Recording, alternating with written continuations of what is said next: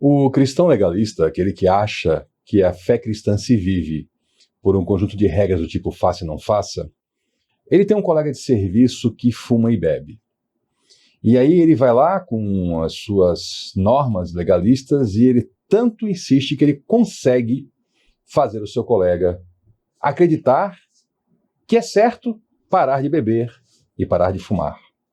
E aí então ele convida o seu colega, vamos à igreja? Ele fala, não, estou bem assim, mas muito obrigado por me ajudar com a minha saúde. E aí ele fica decepcionado e não entende onde ele errou. O que faz um cristão é só uma coisa: Cristo. Cristo faz o cristão. Não é seguir um livro de regras. Porque isso, até gente sem Deus sabe seguir. Olá, seja bem-vindo. Aqui nós estudamos a Bíblia. E estamos juntos agora estudando a carta de Paulo aos Gálatas. E eu quero convidar você a se juntar a mim nesse estudo e vamos fazer isso começando com uma oração. Senhor nosso Deus, obrigado por esse tempo com a Tua Palavra, esse tempo que é um privilégio.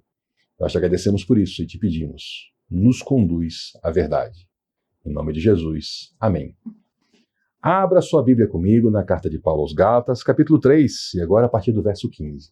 Nós estamos aqui juntos estudando esse documento sagrado, que é uma carta importantíssima para a igreja, porque lá naquela época em que ela foi escrita havia um grande problema.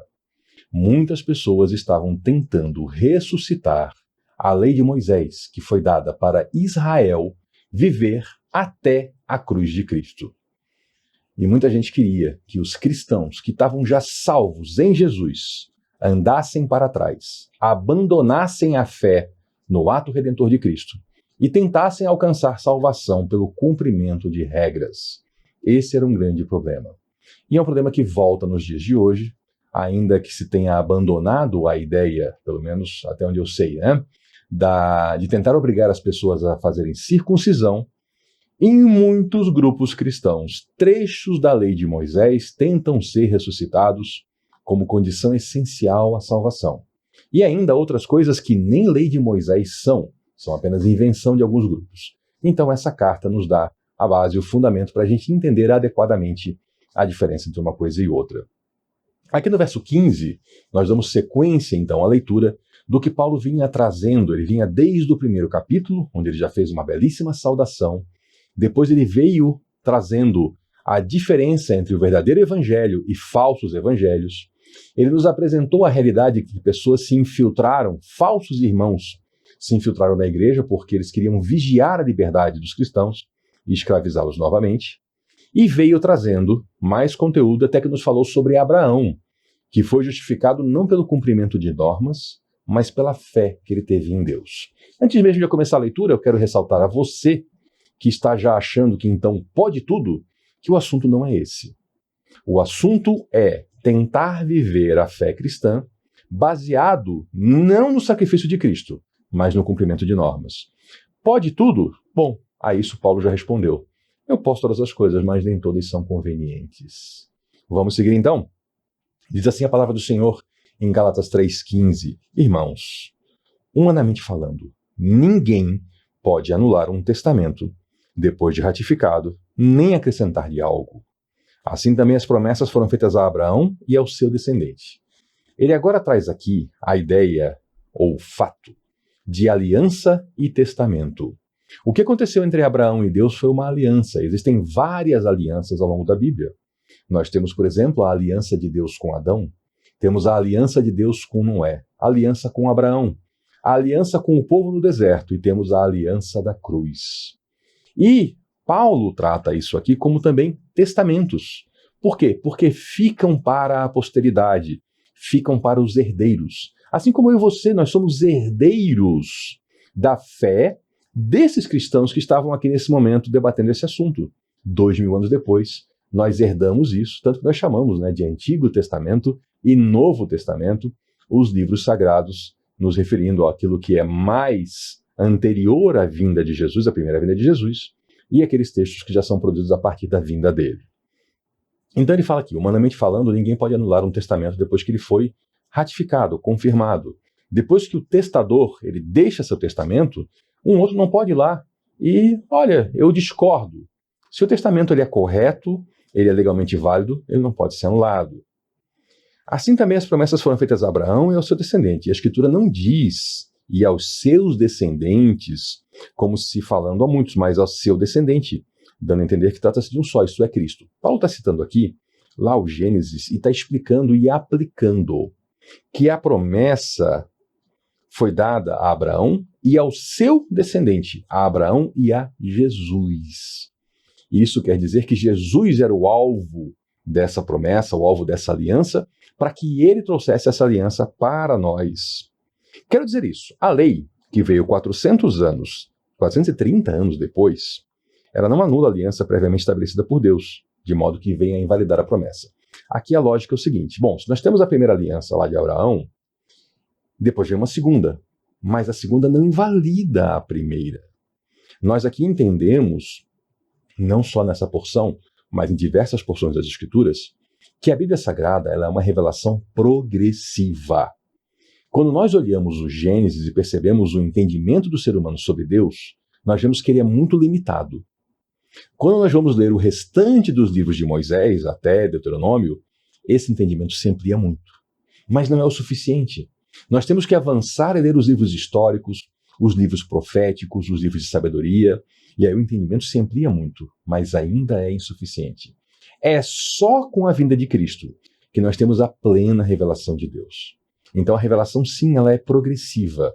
Isso quer dizer que a palavra de Deus ela não se anula e ela não se contradiz. Ela apenas avança em etapas no tempo e para cada época existe uma realidade. Então a aliança que foi feita com Abraão, ela vigorou sim até a lei, mas ela não foi anulada. Ela apenas recebeu um novo capítulo agora com a lei. Da mesma forma, Paulo vai discorrer para nós aqui, nós já vimos um pouco disso e veremos bem mais ainda, que a cruz do Calvário, ela não anulou a lei. Na verdade, ela cumpriu a lei. Jesus foi o único ser humano que conseguiu cumprir a lei. E ele cumpriu a lei e com isso o que ele fez com a lei? Ele a encerrou. E agora nós vivemos um outro período, onde nós não estamos debaixo da lei, mas debaixo da graça. E é isso que Paulo vai explicar. Então ele fala, olha, teve aliança com Moisés, com Abraão, 430 anos depois teve aliança com Moisés. E ela não anulou a promessa. Porque se a herança ela dependesse da lei, já não depende da promessa. A lei que ele fala aqui é a lei de Moisés. E qual é a herança que nós temos? É a fé que nós temos que nos faz receber a presença de Deus em nossas vidas. Deus, porém, ele concedeu gratuitamente a Abraão mediante promessa. Deus não devia algo a Abraão para que lhe concedesse algo. Deus foi lá e gratuitamente fez isso. Vamos lembrar da história. Abraão era um homem que vivia numa região e numa época sem o conhecimento de Deus. E Deus chamou a ele, Deus se revelou a ele e iniciou então um relacionamento e uma amizade com Abraão que transformou as nossas vidas. Então veja que Abraão não tinha nada para oferecer a Deus. Foi Deus que veio gratuitamente e lhe ofereceu, mediante promessa. E aí então Paulo, ele vai lançar a pergunta, como é muito típico de Paulo, nós já vimos isso também antes e veremos muito mais. Paulo ele dialoga muito com o seu leitor. Ele lança perguntas que provavelmente um leitor atento lançaria, para que ele mesmo já responda e ajude então o leitor, que hoje somos eu e você, a caminhar por esse trecho e entender corretamente o propósito. E aí vem a pergunta, tá bom, nós já tínhamos então a promessa feita a Abraão. E aí eu e você hoje sabemos que a cruz nos isenta da lei. Para que lei então? Né? Muitos perguntam hoje, olha, se não é para cumprir a lei, para que tem a lei na Bíblia então? É um argumento que eu ouço. Pessoas que pregam, por exemplo, a obrigatoriedade do sábado, a obrigatoriedade dos dízimos, que eu já ensinei que eles não são uma obrigação para o cristão. Procure o vídeo aqui no canal da série Pergunte Aqui. E outras obrigações mais, como não tocar certos alimentos. Então tem gente que fala, tá na Bíblia. Se tá na Bíblia tem que cumprir. E aí Paulo agora vai explicar isso. E eu já expliquei, mas já explico de novo, né? A lei está na Bíblia, ela é bíblica, mas ela não é para a igreja. Ela é para o antigo Israel. E nós hoje temos conhecimento dela para nosso benefício, mas não para tentar cumprir a lei. Qual era então o propósito da lei? Ela foi acrescentada, veja aqui a palavra, acrescentada, né? Por causa das transgressões, até que viesse o descendente a quem se referia a promessa, que nós já vimos que é Cristo. E foi promulgada por meio de anjos pela mão de um mediador. Contudo, o mediador representa mais de um, Deus, porém, é um. Vamos lá então explicar esse trecho dessa linguagem do apóstolo Paulo. Qual era o propósito da lei? Bom, o propósito é o seguinte, ela foi trazida a lei por causa das transgressões. Por quê? Porque as pessoas faziam coisas erradas, então a lei apontava o caminho certo. Veja que a lei não salvava, porque ela apontava esse caminho até que viesse aquele descendente de Abraão, aquele da promessa, até que viesse Jesus. Então a lei claramente ela serviu como um guia para o povo até que viesse Jesus, porque o povo não podia viver sem lei. O povo precisava então desse guia nesse tempo intermediário até a chegada do Cristo. E essa lei ela foi promulgada, ela foi entregue por meio de anjos, pela mão de um mediador. A palavra anjo, ela significa também um mensageiro. Já lhe contei, mas é a mesma palavra que aparece, por exemplo, quando Jesus manda os apóstolos à sua frente para preparar lugar para ele lá em Samaria. A palavra que aparece ali é a mesma palavra para anjos, né? Eles seriam os anjos, os mensageiros. Então a lei foi entregue por mensageiros. Nós não vimos isso no Gênesis. Aliás, quando lemos o Gênesis, tá? Eu ainda não trabalhei o Gênesis completo. Aqui no canal fiz apenas uma introdução, que você também acha aqui na playlist Textos Antigos. E nós não vimos lá esses anjos. Não quer dizer porque nós não vimos que eles não estavam lá. E aqui Paulo fala, ela foi entregue sim mediante anjos. Ou seja, Deus usou também mensageiros para conversar com Moisés e entregar a lei. Naqueles episódios miraculosos que nós não entendemos, como por exemplo as tábuas da lei. Está aqui um pouco mais de explicação. Contudo, o mediador representa mais de um, Deus, porém, é um só. O mediador, que é Cristo, ele representa mais de um, ele nos representa. Ele representa a todos nós diante de Deus e também representa o Pai, o Filho e o Espírito Santo, o próprio mediador, o Filho, para nós todos. Contudo, Deus é um só. Esse é o mistério que nós chamamos de mistério da Santíssima Trindade, né? O Pai, o Filho e o Espírito Santo são um só. 3 pessoas, mas são um só. Então, a lei opõe-se às promessas de Deus? Uma nova pergunta. Se nós tínhamos antes a promessa, depois veio a lei, bom, ele já explicou para que veio a lei. Para conduzir o povo até que viesse a cruz. Então a lei se opõe à promessa, porque a promessa era de graça, e a lei exige cumprimento? De maneira nenhuma, diz Paulo. Pois se tivesse sido dada uma lei que pudesse conceder vida, certamente a justiça viria da lei. Veja que a promessa concedia vida. A promessa de Deus a Abraão, e aí é o seu descendente que é Cristo. E a lei? A lei que guiou o povo, ela concedeu vida? Não. Esse é o erro dos cristãos que tentam viver pela lei. Eles trocam o que concede vida, que é Jesus, pelo que não concede vida, que é a lei. A lei não concede vida por quê? Porque para conceder vida, alguém teria que cumprir 100% da lei. E só o Senhor Jesus fez isso. Nenhum de nós é capaz. Então a lei não concede vida. Se ela pudesse, então a justiça viria da lei. O que é que justiça? A justiça é o sentido de as coisas corretas, a justificação diante de Deus. Não é justiça aqui no sentido judiciário, tá? Como nós hoje vivemos, após a Revolução Francesa, e temos todas umas ideias na cabeça já pré-concebidas sobre lei, sobre justiça, a gente se confunde um pouco ao ler esse texto. Mas quando ele fala de lei, é a lei de Moisés. Quando ele fala de justiça, não é justiça judiciária, é estar justo diante de Deus. Mas a Escritura, ela encerrou tudo debaixo do pecado, a fim de que a promessa, que é pela fé em Jesus Cristo, fosse dada aos que creem. Então o que fez a Escritura? O que é a Escritura? É a Bíblia. E ele aqui, é claro, se refere ao que nós chamamos de Antigo Testamento, porque o Novo Testamento não existia ainda. Então ele fala assim, olha, é como se ele estivesse dizendo, o Antigo Testamento colocou tudo debaixo do pecado. A lei fez isso, a lei apontou o pecado. Como o ser humano era incapaz de cumprir a lei apontava o pecado. Até que viesse, então, vamos lá, a Escritura encerrou tudo debaixo do pecado, a fim de que a promessa, que é pela fé em Jesus Cristo, fosse dada aos que creem. Então veja, a lei põe tudo debaixo do pecado. A promessa, ela é dada aos que creem em Jesus Cristo. Então a lei, tudo debaixo do pecado. E a promessa, aos que creem em Jesus Cristo. Quem é que dá vida? A lei ou Jesus Cristo? Jesus Cristo. Antes que viesse essa fé, nós estávamos colocados sob a custódia da lei, nela presos, até que a fé que haveria de vir fosse revelada. Ou seja, a lei serviu para antes da cruz. Antes que viesse essa fé, a fé em Jesus Cristo, e ela não poderia vir antes de Jesus Cristo ser revelado, estávamos todos sob a custódia da lei. A lei, então, tinha todo mundo sob custódia, ela conduzia todo mundo porque ainda não havia fé em Cristo. Assim, a lei foi o nosso tutor até Cristo. Sabe o que é um tutor? Talvez a tradução traga aí a palavra aio.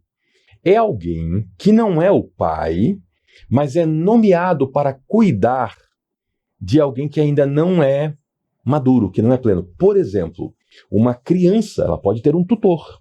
O pai, por algum motivo, não pode estar presente.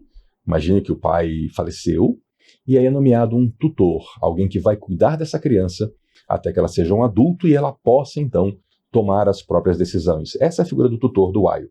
Paulo explica que a lei, ela foi o nosso tutor até Cristo. Então a lei não concede a vida. A lei, ela apenas aponta o pecado e conduz as pessoas até que Cristo venha, para que fôssemos justificados, então, pela fé e não pelo cumprimento da lei. Veja que frase importante. Para que fôssemos justificados pela fé. O que justifica você, o que torna você justo diante de Deus, não é você cumprir normas, é você ter fé em Jesus Cristo. Agora, porém, tendo chegado à fé, já não estamos mais sob o controle do tutor. Não são as normas que controlam você, é a fé em Cristo. Paulo mais à frente vai trabalhar isso bastante profundamente, mas eu já quero lhe dar aqui uma dica. A sequência de pensamento não é aquela ideia do legalista que pensa assim, então não pode, vamos falar de pecado, né? Não pode cometer pecado, é proibido cometer pecado e isso me torna cristão. Não, o que te torna cristão é Cristo. E a consequência de você andar em Cristo é que você não quer mais viver em pecado. E você luta contra o pecado. E você resiste ao pecado. E quando você, porventura, cai em pecado, você se arrepende, repudia o pecado e anda com Cristo. Então, entendeu? Não é um pode tudo. Não é isso.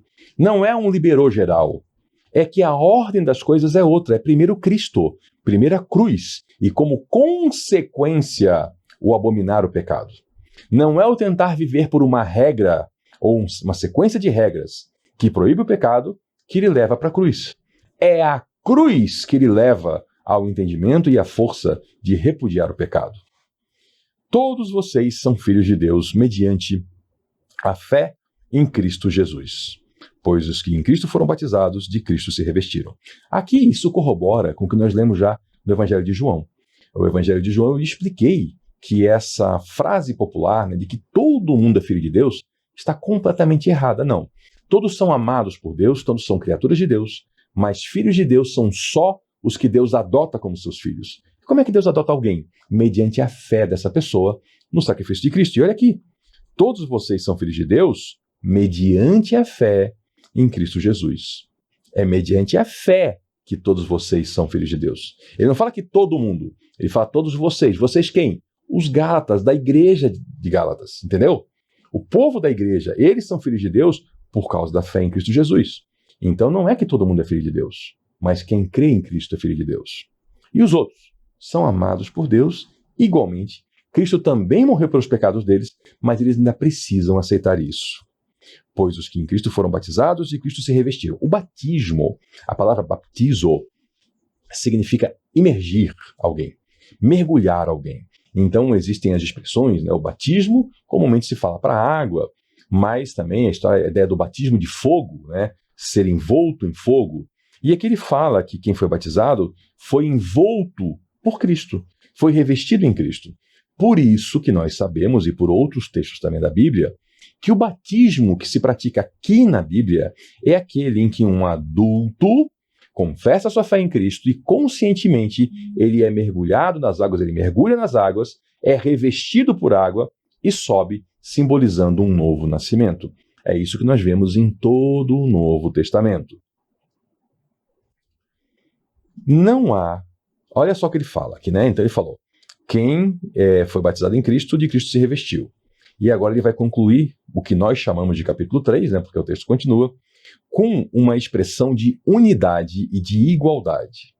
Não há judeu nem grego. E aqui ele está batendo forte nos judaizantes, porque eles diziam haver uma diferença. Eles diziam haver uma superioridade dos judeus, porque os judeus cumpriam a lei. E ele fala, não, aqui não há judeu nem grego, não há escravo nem livre. E aqui ele batendo uma diferença muito grande, né? Homem nem mulher, pois todos são um em Cristo Jesus. Então, o que ele fala aqui é que essas diferenças caem diante do caráter de ser cristão. E se vocês são de Cristo, são descendência de Abraão e herdeiros segundo a promessa.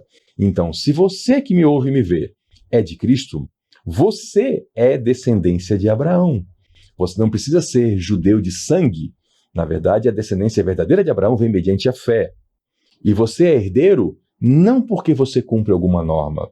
Você é herdeiro por causa da promessa feita a Abraão, por causa da graça de Deus. Então, a sua herança celestial, ela não foi conquistada pelo seu esforço de cumprir alguma norma, mas ela foi recebida porque Deus fez uma promessa a Abraão. Essa promessa foi ao descendente de Abraão, Jesus, e Jesus morreu pelos seus pecados. Muito obrigado por nos acompanhar até aqui. Volte na próxima, porque aqui, como você já sabe, nós estudamos a Bíblia. Até lá.